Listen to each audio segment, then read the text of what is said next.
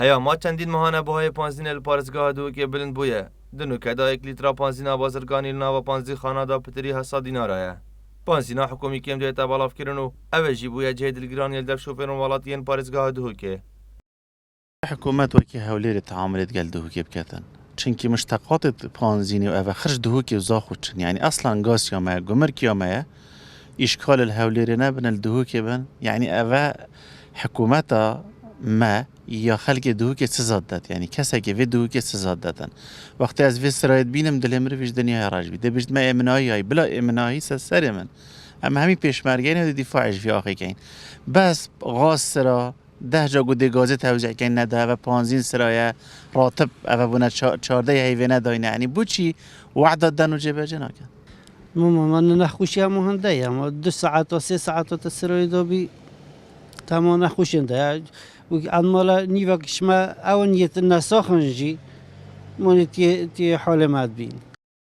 لهندک پانزی خانان پانزینا حکومی نورمال دیتا بالاف کرنو شوفر بدم جمیران سرای دیگرم بوارگرتنا پانزینه لورا دا خواست دیگن که حکمت رگت چاره که بو ببینید. اوه طبعا گله جارا ما يقولي جارا سريا پانزینه یا راستقینه اوه دوی حکومت هرما کردستان ایکش دو پنگاوه یان ویت بازار سوتمنی بتایبت پانزینه که بازار کی آزاد و ری و دروازه بین وکرن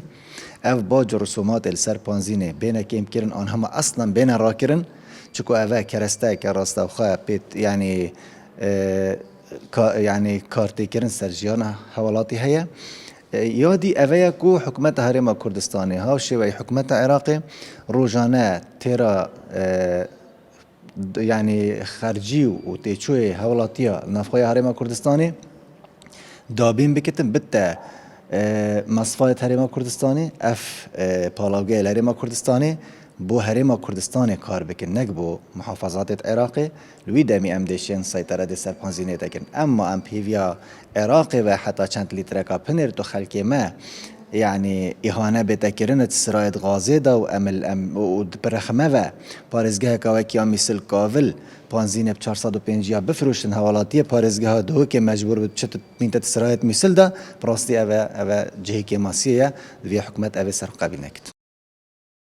اوه دمک دا قیران دیف قیران پارزگاه دو که وگرتیه مینا کیمیا غازا مالان و گرانیا بهای کلو پران و گرانیا بهای پانزینه لیر پارزگاه هندی بهای پانزینه پارزگاه دو که ارزان ترو والاتی جیب و چند دلگرانن.